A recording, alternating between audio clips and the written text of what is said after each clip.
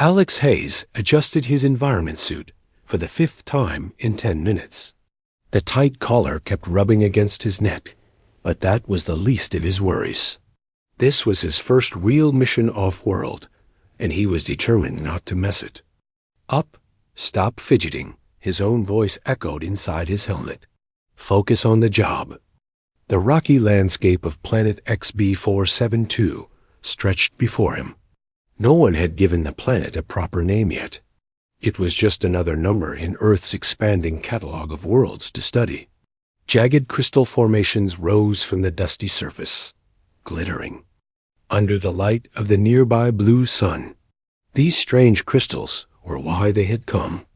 Initial scans showed they might be useful for new energy storage systems. Alex checked his scanner again and moved toward a large cluster of crystals about half a kilometer away.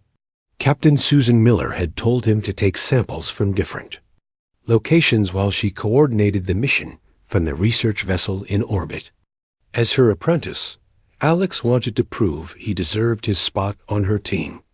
"Base, this is Hayes. Moving to location 4 for the next sample," Alex said into his comm. Only static answered him. "Base, Captain Miller, do you copy?" More static. Alex frowned. The communication system had been working perfectly until now. He tapped the side of his helmet, a useless but instinctive gesture. He was about to try again when he noticed something odd. The shadow on the ground in front of him was wrong. It was too large, and it hadn't been there a moment ago. Alex slowly looked up. A massive ship hung in the sky above him. It wasn't human-made. The design was all wrong. Sharp angles and what looked like bony plates covering its hull. It was at least 3 times the size of the research vessel he had arrived on. "Oh no," Alex whispered. A bright light shot down from the ship, surrounding him in a glowing green field. His feet left the ground as the light pulled him upward. His scanner fell from his hand, tumbling to the rocky surface below. Alex tried to move, to swim through the air somehow, but his body wouldn't respond. "Base, Captain." "I'm being they." Words died in his throat as a wave of energy passed through him, and darkness followed. When Alex woke up, he was lying on a cold metal floor. His environment suit was gone, leaving him in the standard blue jumpsuit worn underneath. The air smelled strange, like metal and something sweet that he couldn't place. He pushed himself up and looked around. The room was small and bare. 3 walls were solid metal with strange markings etched into them. The 4th wall was transparent, like glass, but somehow different. Beyond the clear wall stood 2 figures. They were tall, nearly 7 feet, with bodies covered in what looked like dark blue armor. But as Alex looked closer, he realized it wasn't armor at all. It was their skin, hard and plated like an insect's exoskeleton. Their heads were the worst part, large compound eyes that reminded him of a fly's, and mouths with small moving parts that clicked and moved constantly. Aliens. Real aliens. Humanity had wondered for centuries if they were alone in the universe. 10 years ago, they had found simple plant life on a moon of Jupiter. 5 years ago, fossil evidence of ancient microbes on Mars, but never anything like this, intelligent. Life that could build ships and travel between stars. And now they had captured him. One of the aliens pressed something on the wall, and a section of the clear barrier disappeared. Both creatures entered, looking down at Alex with those unreadable compound eyes. The smaller one held a device that looked like a small metal box with lights. "Human," a flat, mechanical voice said. The sound seemed to come from the box. "You will identify yourself?" Alex swallowed hard. His training hadn't covered first contact situations, especially not as a prisoner. "My name is Alex Hayes. I'm an engineering apprentice with the Earth Science Division. We're on a peaceful mission to study the crystal formations on the planet." The aliens made clicking sounds to each other. The box didn't translate these. This system belongs to the Zyraxian Dominion, the mechanical voice said. Your presence is unauthorized. Your species is unknown to us. We didn't know, Alex said quickly. Our charts show this as unclaimed space. We're new to interstellar travel. We would have asked permission if we'd known. More clicking between the aliens. You will be taken to Supreme General Voctor for further questioning. The aliens moved aside, and 4 more entered. These ones carried what were clearly weapons, long staffs with glowing tips. They surrounded Alex and motioned for him to stand. Alex was led through corridors made of the same dark metal as his cell. The ship was huge, with high ceilings and wide passages. They passed more aliens, all with the same insect-like features, but with subtle differences in size, coloring, and the patterns on their exoskeletons. Finally, they reached a large room with a raised platform at the center. On it sat a larger alien with red markings on its blue exoskeleton. This one wore something like a cape made of a shimmering material. Supreme General, one of the guards announced, pushing Alex forward. The human intruder. The Supreme General. Voctor, Alex assumed, looked down at him with those emotionless compound eyes. Your species is unknown to our records, Voctor said through the translator. Explain your presence in our territory. Alex tried to stand tall despite his fear. This system isn't claimed on any galactic charts that we have. We're a scientific expedition. I'm just an apprentice engineer learning basic survey protocols. The aliens around the room made those clicking sounds again, and though Alex couldn't understand the words, the tone was clear. They were laughing at him. An apprentice? Voctor said. Then your knowledge is incomplete, worthless to us. Perhaps we should simply eliminate you as a warning to your kind. Alex felt cold fear wash over him. My captain, my teacher, she. Be looking for me. Captain Susan Miller doesn't abandon her crew. Your primitive vessel poses no threat to the might of the Zyraxian Dominion, Voctor said. We have ruled 1,000 worlds for 8 centuries. Your ship will be destroyed if it interferes. You don't understand, Alex said, desperation creeping into his voice. In our culture, the bond between teacher and student is sacred. Captain, Miller won't just give up because you're bigger or stronger.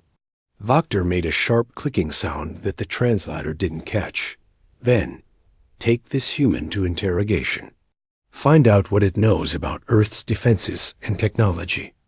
If its knowledge is as limited as it claims, we have no use for it. As the guards grabbed Alex's arms, a thought kept him from giving in to despair. Captain Miller would notice his absence soon.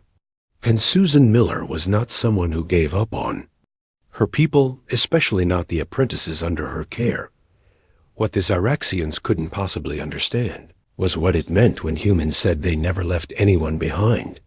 It wasn't just a saying. It was a promise. And as Alex was dragged away to face who knew what kind of alien interrogation, he held on to one simple truth that gave him hope. Captain Miller was coming for him. And heaven help anyone who stood in her way. 3 days passed in a blur of pain and questions. Alex lost track of time in the windowless room where the Zyraxians kept him. They had moved their ship into the shadow of the system's large gas giant to hide from the human research vessel. At least, that's what Alex gathered from the bits of translated conversation he overheard between his interrogation sessions. The Zyraxian called. Kraz entered the room again. This one was smaller than Voctor, with green markings on its blue exoskeleton. Kraz wore no cape or special markings of rank, but the other aliens seemed to fear this one. Alex soon learned why. Your neural patterns indicate deception, Kraz sighed, adjusting something on a small device connected to Alex's temples by thin wires. We know your species must have more advanced technology than you claim. Pain shot through Alex's head, making him gasp. It felt like someone was driving nails into his skull from the inside. The pain stopped as suddenly as it had started, leaving him panting. "I told you," Alex said through gritted teeth. "I'm an apprentice. I'm still learning the basics. Captain Miller handles all the advanced systems." Kraz tilted its insect-like head. "This Miller is your superior. Your ... teacher?"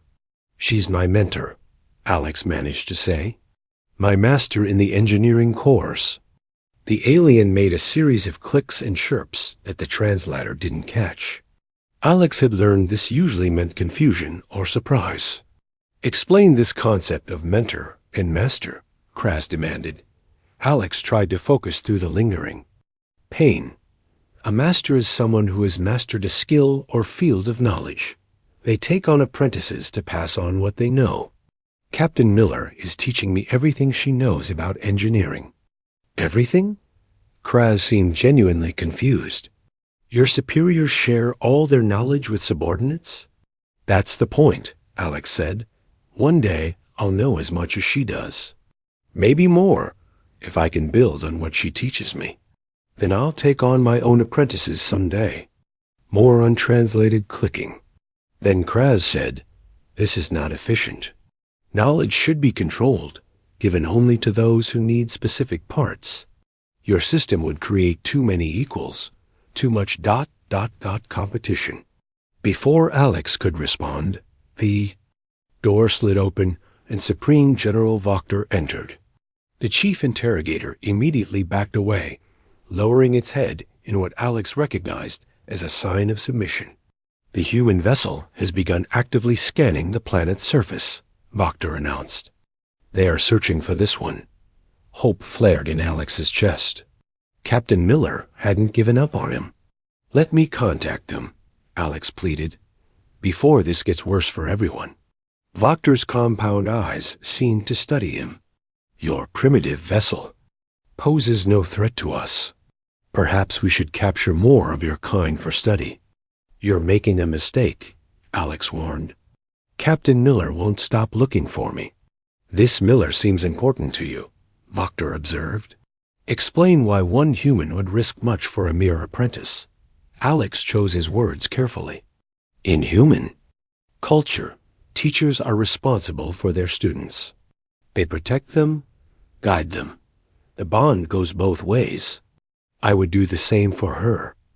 Voctor made a dismissive gesture. "Strange customs. In Zyraxian society, the strong rule the weak. Knowledge flows downward, carefully measured. Your sharing system is chaotic and weak." "Is it?" Alex asked. "Then why has your empire stayed the same size for centuries?" "Our records show you haven't. Expanded in over 200 years. The blow came without warning." Voctor struck Alex across the face with a hardened claw, drawing blood. "You know nothing of our glorious empire, human," Voctor hissed. "We have perfected our society while your kind was still living in caves." Alex spat blood onto the floor. "Perfect things don't need to change, but they also don't grow." Voctor turned to Kraz. "Continue the interrogation. Find out everything. This human knows about Earth's defenses and fleet positions. Use whatever methods necessary." After Voctor left, Kraz approached Alex again with the pain device. "You should not antagonize the Supreme General. It will only make things worse for you." "Why do you serve him?" Alex asked, trying to delay the inevitable pain. "You're clearly smarter than he is." Kraz paused. "It is our way.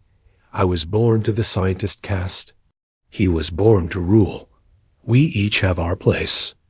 And no one ever moves up or learns things outside their caste. Such thoughts are forbidden," Kraz said quietly. Then, leaning closer, "The human vessel has sent signals toward your home system. They are requesting assistance." Alex couldn't help but smile despite his split lip. "You should be worried about that. Your homeworld is many light years away. Any help would take weeks to arrive, even with your fastest ships." "Maybe," Alex said, "or maybe not. You don't know everything." "About us." Kraz adjusted the paying device again. We will soon enough. The session that followed was worse than before. The pain came in waves, building to unbearable levels, before ebbing just enough for Alex to catch his breath. Through it all, Kraz asked questions about Earth's defenses, fleet strengths, and technology. Alex told them what little he knew, information any civilian could access. The Zyraxians seemed particularly interested in Earth's faster-than-light drive systems, which humans had only developed 30 years ago. Your species is young in space, Kraz observed during a break in the questioning. Yet you have advanced. Quickly. How is this possible? We share knowledge, Alex said weakly. Everyone builds on what came before. We don't restrict who can learn what. Inefficient, Kraz repeated, but with less certainty than before. That alarm suddenly blared throughout. The ship. Kraz's head jerked up, and it rushed to a panel on the wall, pressing several controls. What's happening? Alex asked. Kraz ignored him, listening to something through a device in its ear. The alien's posture changed, stiffening in what looked like surprise or alarm. A ship has entered the system, Kraz finally said. It emerged from faster-than-light travel near the outer planet. Earth ship? Alex asked, hope rising in his chest. Yes, but ... Kraz paused, seeming confused. It is much larger than your research vessel. Our sensors indicate it is a warship of significant size. Alex couldn't help but laugh, despite the pain it caused in his bruised ribs. I told you. Captain Miller doesn't give up on her people. This cannot be just for you, Kraz said, the translator conveying disbelief in its flat mechanical voice. No species would send a warship for one insignificant apprentice. You still don't get it, Alex said. In our culture, no one gets left behind, especially not a student by their teacher. He paused, then added, You guys made a really big mistake. Kraz hurried from the room, leaving Alex alone. The alarms continued to sound throughout the ship. Through the pain and exhaustion, Alex felt something he hadn't allowed himself to feel since his capture. Hope. Captain Miller had found him, and she hadn't come alone. Supreme General Vokter stood on the command deck of his battlecruiser, staring at the tactical display with disbelief. The ship that had just arrived in the system was enormous. The scanner showed it was nearly 5 times the size of his own vessel, which was itself one of the largest warships in the Zyraxian fleet. Impossible, Vokter muttered as the officers around him worked frantically at their stations. These humans are a primitive species. They cannot possess such technology. The vessel is designated as EDF Valiant, according to their open broadcast, said the communications officer. It is transmitting on all frequencies. Let me hear it, Vokter ordered. A strong, clear voice filled the command deck. Zyraxian vessel, this is Admiral William Carter of the Earth Defense Force. You have abducted a citizen of Earth. Return Alex Hayes immediately, or face the consequences. The command deck fell silent. The voice carried authority and confidence. That made even Vokter's mandibles twitch nervously. Scan their weapon systems, Vokter commanded. The science officer worked quickly, then looked up with confusion. The technology is unusual, Supreme General. Their energy signatures don't match anything in our databases. Are they a threat to us? The science officer hesitated. I cannot say with certainty. Their power output is significantly higher than our own. Vokter wasn't used to uncertainty from his crew. The Zyraxians had dominated their sector of space for centuries. Their technology was supposed to be superior to all other known species. Open a channel, Vokter ordered. When the communications officer nodded, he spoke with all the authority he could muster. This is Supreme General Vokter of the Zyraxian Dominion. You have entered our sovereign territory without permission. Leave immediately or be destroyed. The response came quickly. General Vokter, We have no quarrel with the Zyraxian people. Our only concern is the safe return of our citizen. You have 1 hour to release Alex Hayes, or we will take action to recover him ourselves." Wachter cut the transmission and turned to his first officer. "Bring the human to the command deck and prepare all weapon systems." When the guards brought Alex to the command deck, he looked worse than before. His face was bruised, and he walked with a limp. But when he saw the tactical display showing the human ship, he smiled despite his injuries. "The Valiant," Alex said, recognizing the ship. "That's Admiral Carter's flagship." Wachter turned to him. "You know this vessel?" "Everyone knows the Valiant," Alex said. "It's the most powerful ship in Earth's fleet. And Admiral Carter is captain. Miller's former teacher. Her master." This information seemed to disturb Wachter. "The commander of your most powerful warship came personally for an apprentice?" "I told you," Alex said. "The bond between teacher and student matters to us." "Captain, Miller would have called everyone she could to help find me." Wachter stared at the tactical display again. "Your species is either brave or foolish. Perhaps your admiral will be more informative than the apprentice." "You still don't get it," Alex replied. "In our culture, a master protects their apprentice. At all costs? And Admiral Carter? He was Captain Miller's master before she became mine. You haven't just captured an apprentice. You've challenged the entire chain." For the first time, uncertainty flickered across Wachter's alien features. He turned to his weapons officer. "Target their propulsion systems. Show them our power." "Sir," the science officer interrupted, "we're detecting a smaller vessel approaching from the other side of the planet." "It's the human research ship." Wachter made a dismissive gesture. "Ignore it. Focus on the warship." The weapons officer pressed several controls. "Plasma torpedoes ready, Supreme General." "Fire," Wachter commanded. On the tactical display, bright points of light shot from the Zyraxian ship toward the human warship. Alex held his breath. The Zyraxians used plasma weapons that could melt through the strongest materials he knew. But when the torpedoes reached the Valiant, they simply disappeared against an invisible barrier surrounding the ship. "Direct hits," the weapons officer reported, then paused in confusion. "No damage detected. Their shields absorbed the attack."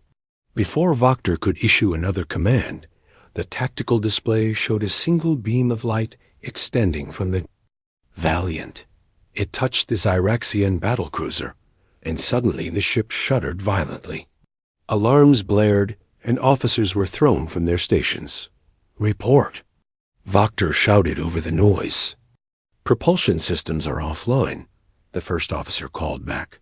"Shield generators damaged. Whatever weapon they used, it cut through our defenses like they weren't even there." The communication system activated again. Admiral Carter's voice was calm but firm. "That was a demonstration, General Wachter. We disabled your engines with minimal force. The next shot will not be so surgical. You have 30 minutes remaining." Alex couldn't help but smile at the shocked expressions of the Zyraxian officers. Their mandibles clicked rapidly in what he now recognized as their version of nervous chatter. "How is this possible?" Wachter demanded, turning to Alex. "Your species only achieved faster than light travel recently. You cannot have such advanced weapons." "We're good at keeping secrets," Alex said simply. "And we learn fast." The science officer approached Wachter. "Supreme General, I'm detecting unusual energy readings inside our ship. Something is phasing through our hull in multiple locations." "Impossible," Wachter exclaimed. "Nothing can penetrate a Zyraxian hull while shields are active. Our shields are operating at only 40% capacity after their attack." The science officer reminded him.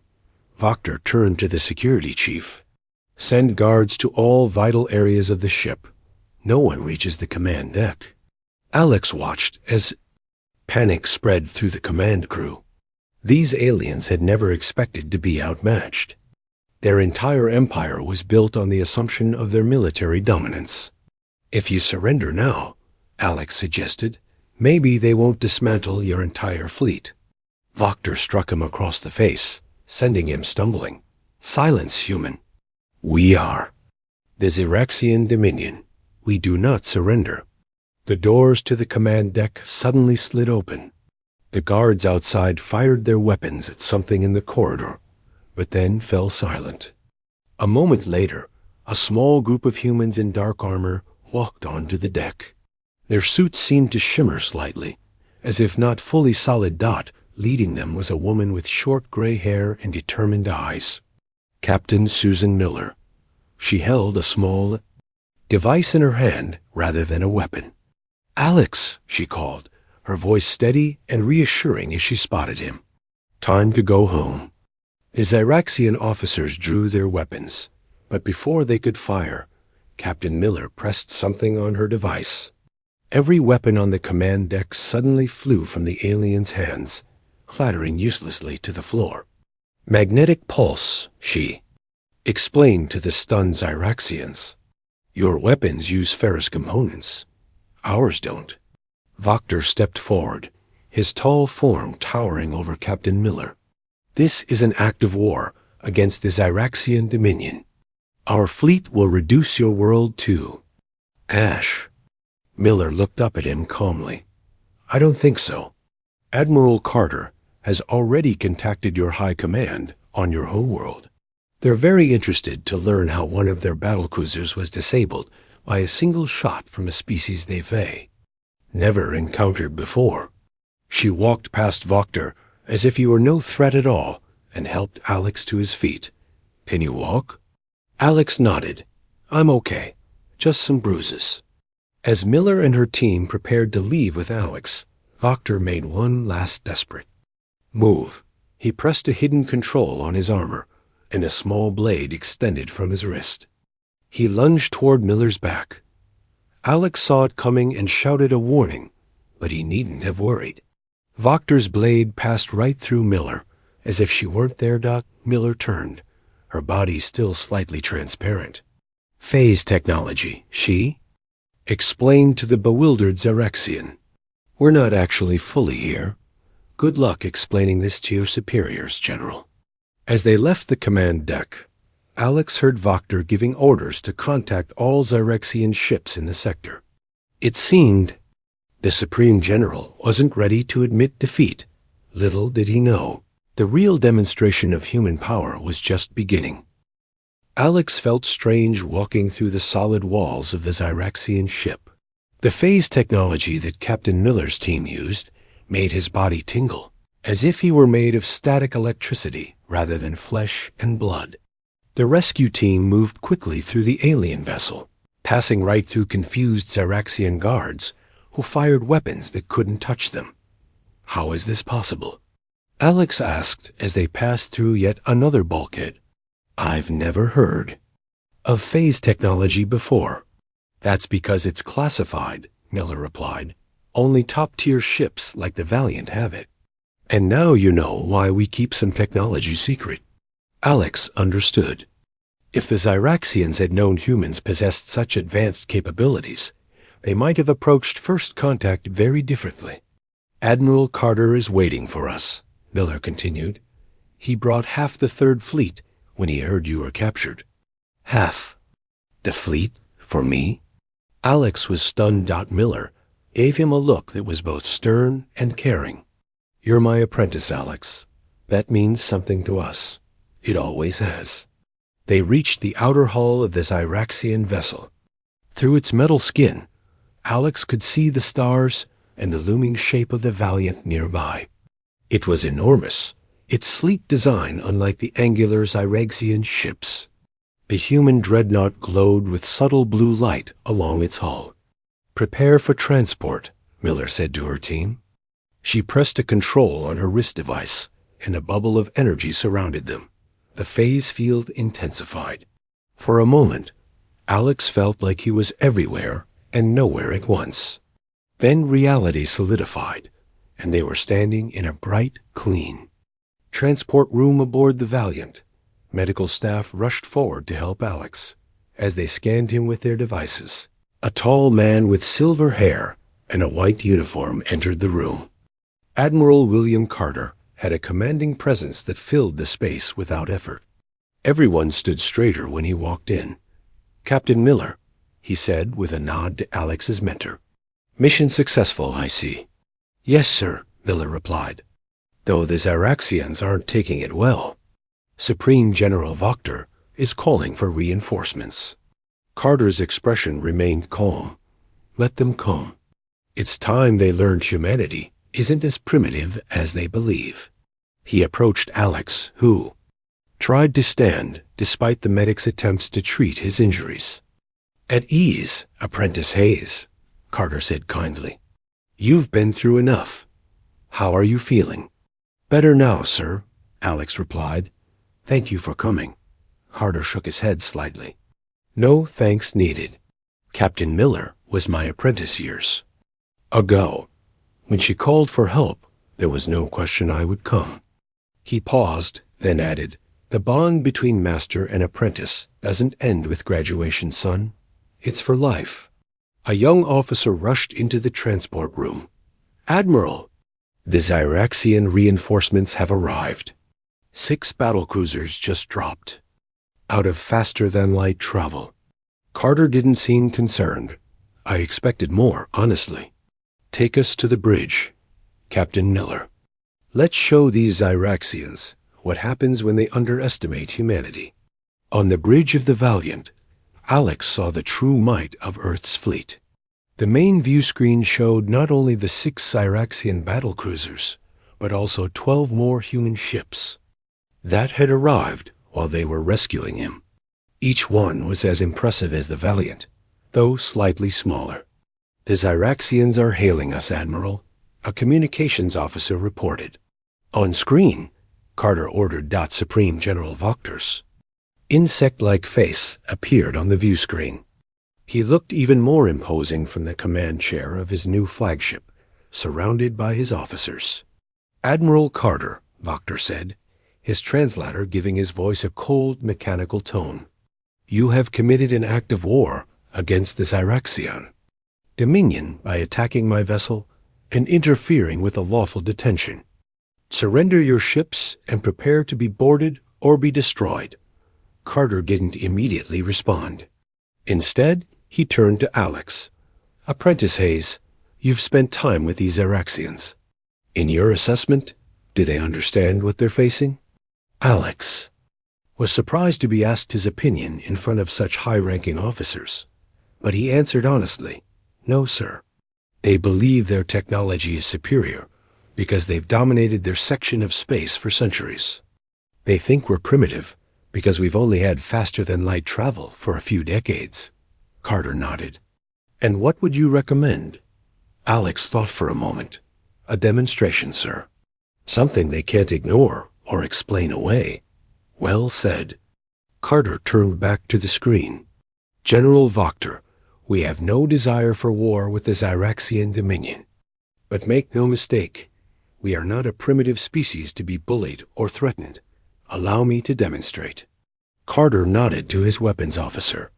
On the tactical display, Alex watched as the Valiant fired a single focused beam of energy. It wasn't aimed at any of the Zyraxian ships. Instead, it struck a small moon orbiting the gas giant nearby. For a moment, nothing seemed to happen. Then the moon's surface began to change. What had been solid rock started to shift and flow like water. Within seconds, the entire moon, several hundred kilometers across, had transformed from solid matter into something else entirely. "Graviton restructuring," Miller whispered to Alex. "It rearranges matter at the atomic level." On the view screen, Voctor and his officers stared in shock at their own displays, watching as an entire moon was transformed before their eyes. "That was at 10% power," Carter informed them calmly. "We could do the same to your homeworld, from across your star system if we chose to. Now, shall we discuss peace terms?" The Zyraxian command deck erupted in frantic clicking and movement. For several long moments, Voctor said nothing. When he finally spoke, his translator couldn't fully hide the uncertainty in his voice. "What are your terms, Admiral?" "Simple. The Zyraxian Dominion will acknowledge that this system and all unclaimed systems within 50 light-years of Earth territory are neutral space, open to peaceful exploration by all. You will release any data you've collected on our apprentice, or our ships, and you will agree to formal diplomatic relations with Earth, including exchange of ambassadors." Voctor's compound eyes seemed to narrow. "And if we refuse?" Carter's expression remained neutral. "Then we continue this demonstration on targets of increasing importance to the Dominion until you reconsider." "I would prefer not to do that, General. Humanity seeks peaceful relations with all species whenever possible." Another officer approached Voctor on his bridge, speaking quietly into what appeared to be his ear. The Supreme General's posture changed subtly. "We are receiving a transmission from the Zyraxian High Command," Voctor announced, his voice now stiff and formal. "They ... request a direct dialogue with Earth representatives." Carter nodded. "A wise decision. We accept." As the communication was transferred, Alex looked around the bridge of the Valiant. The human officers worked calmly at their stations, showing none of the panic or confusion he had seen on the Zyraxian vessel. They had trained for this moment, prepared for first contact with potentially hostile aliens. Captain Miller placed a hand on Alex's shoulder. "Now you understand why we keep some knowledge restricted, even among ourselves. Not to hoard it like the Zyraxians, but to reveal it at the right time."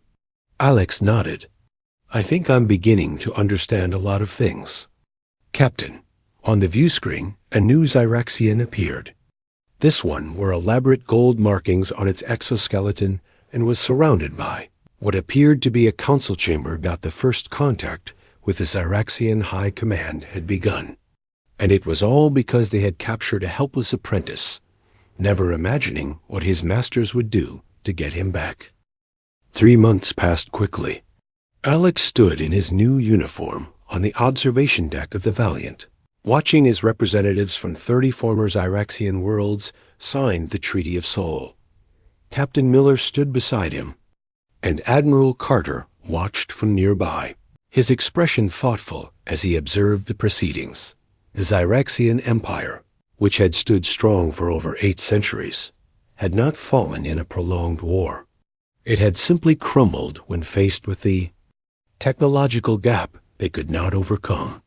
The myth of their superiority, the very foundation of their power, had been exposed as hollow. "I still don't understand," Alex said quietly to Captain Miller. "Why did we hide our true capabilities for so long? We could have prevented so much suffering in this sector of space." Admiral Carter overheard and moved closer. "Humanity learned long ago that power revealed is often power challenged," he explained. "We built our technology in secret, waiting until we were ready to step onto the galactic stage. Your abduction simply accelerated the timeline." Captain Miller nodded. "The bond between master and apprentice is the core of how we've advanced so quickly. Each generation builds upon the last, without the hoarding of knowledge that held the Zyraxians back. They saw you as worthless because you were still learning. They couldn't comprehend that this is precisely what makes humanity strong." Alex looked through the large viewport at the stars beyond. The room where the treaty signing took place was aboard a neutral station built quickly using Earth's advanced manufacturing technology. It orbited a planet that until recently had been one of the Zyraxian border outposts. Now it served as the headquarters for the new Galactic Cooperation Council. On the station's main floor below, Supreme General Voctor stood with the Zyraxian High Chancellor. Both wore the new diplomatic insignia that marked their changed status. They were no longer conquerors, but representatives of their people in a much larger community. What happens to Voctor now? Alex asked. After what he did to me? He's been appointed as the Zyraxian ambassador to Earth, Carter said. His experience with humans, however unpleasant, makes him valuable to their transition team. Isn't that? Rewarding him for what he did. Alex frowned. Miller shook her head. It's not a reward, it's practical. He understands better than most Zyraxians how dangerous it would be to underestimate us again. And his reports to the High Command were what convinced them to negotiate rather than fight. Alex watched as Voctor looked up and saw him.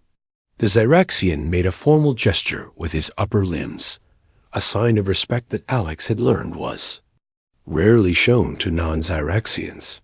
Alex nodded in return, not quite ready to forgive, but willing to acknowledge the change. The Zyraxian education system is being completely rebuilt, Carter continued. They've asked for human advisors to help them transition from their caste-based knowledge structure to something more open. I've recommended you for the position, Apprentice Hayes.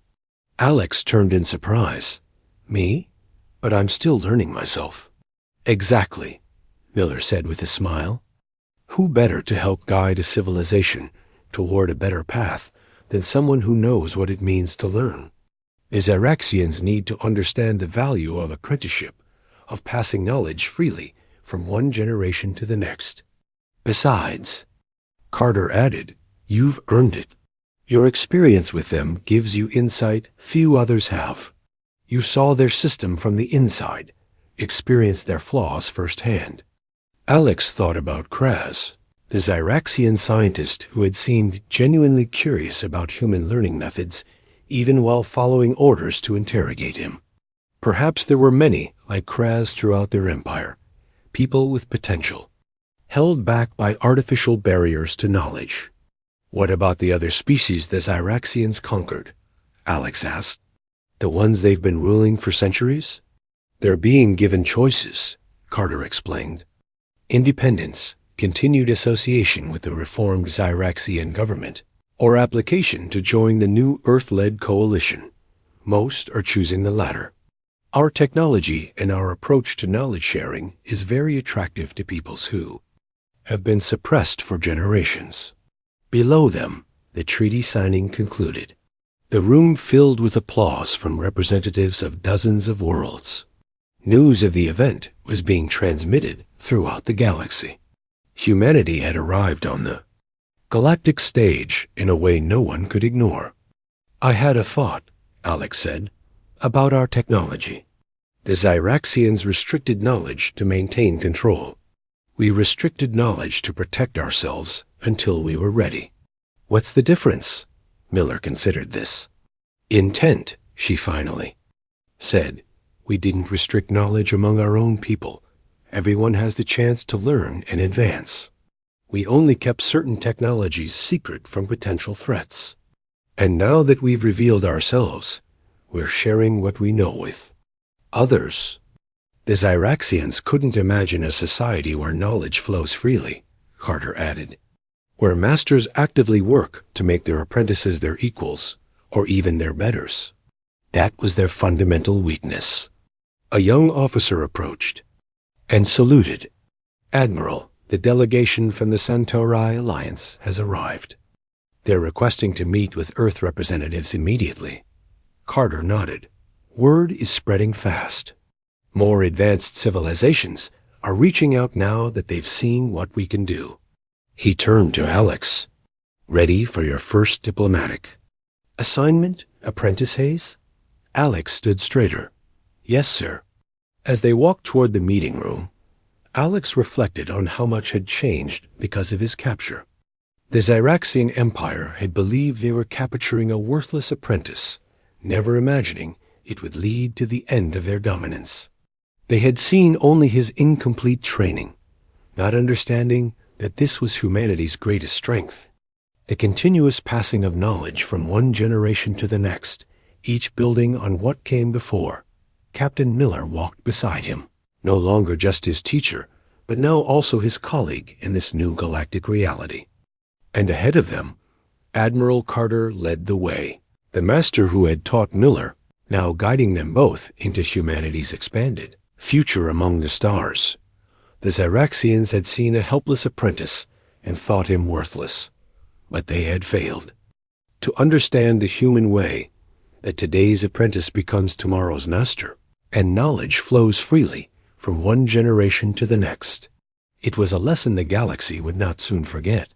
What began with the capture of a helpless apprentice had ended with the fall of an empire and the rise of a new galactic order, one built not on fear and domination, but on the human tradition of mentorship, where knowledge was meant to be shared, not hoarded.